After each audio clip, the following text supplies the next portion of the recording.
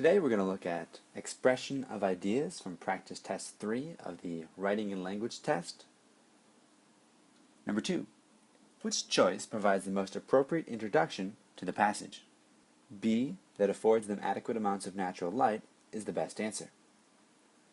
The ways in which exposure to natural light affects employees is the main subject of the passage. Number 3. At this point, the writer is considering adding the following sentence. Workers in offices with windows sleep an average of 46 minutes more per night than workers in offices without windows. Should the writer make this addition here?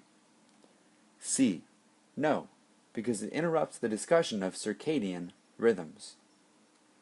It accurately notes that the proposed sentence would be placed directly between the first mention of circadian rhythms and the explanation of the term. Number 6. Which choice best supports the statement made in the previous sentence? B. Saw a 5% increase in productivity. It contains a direct reference to productivity, the topic introduced in the previous sentence. Number 7. In context, which choice best combines the underlined sentences? A.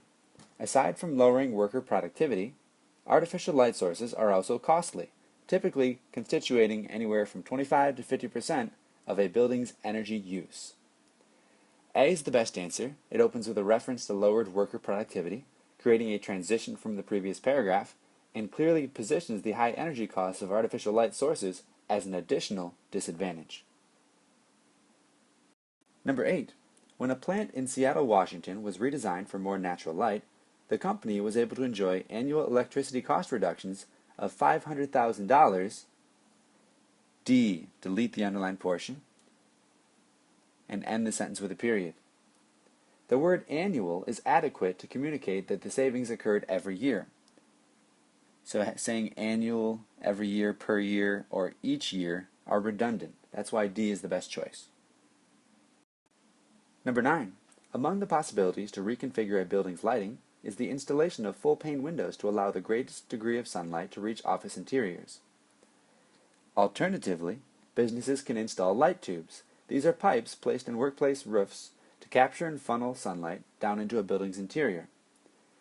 C is the best answer. It provides a transitional adverb that accurately communicates that this sentence describes an option that companies could choose, light tubes, instead of the option described in the previous sentence, full-pane windows. 13. Which choice provides the most logical introduction to the sentence? C is the best answer to capitalize on the demand for good food. It creates a transition from the poor food quality mentioned in the previous sentence to the information about Harvey in the remainder of the sentence.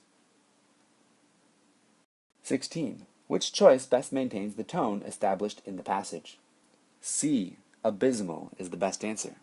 It accurately echoes an earlier characterization of the food as being of terrible quality, while maintaining the established tone of the passage. A, B, and D are incorrect, either because the word is less formal, like icky, or because it illogically attributes agency to food, sinister or surly. Number 17. The writer is considering deleting the previous sentence. Should the writer make this change? C. No, because it provides a logical introduction to the paragraph. Choice C is the best answer, as it accurately interprets not content to follow conventional business practices, as logically introducing the new practice of employing women described in the following sentences. Number 18. B. Response to the advertisement was overwhelming, and Harvey soon replaced the male servers at his restaurants with women. B is the best answer, as it is concise and free of redundancies.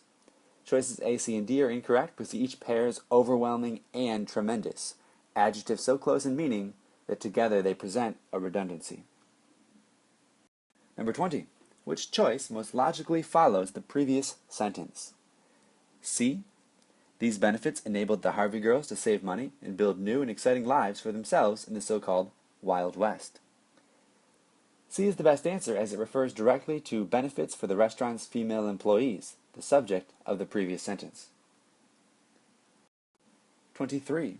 Which choice most effectively combines the underlined sentences? A. When applied to apples, one MCP lengthens storage life by 3 to 4 times, allowing producers to sell their apples in the off-season, months after the apples have been harvested.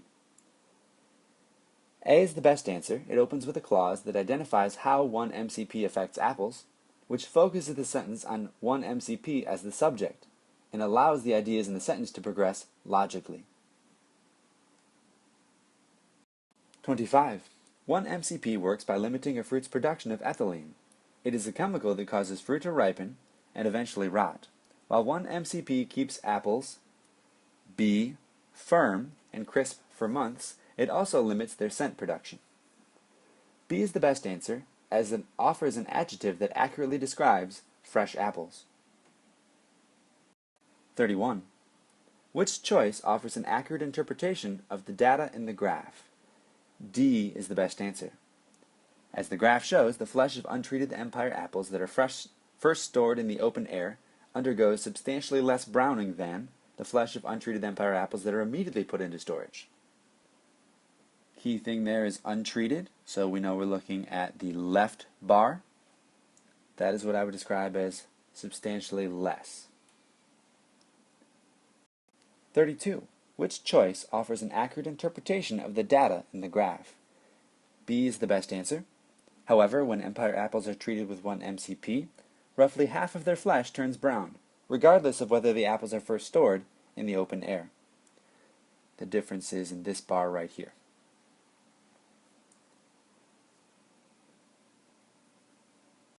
Number 40.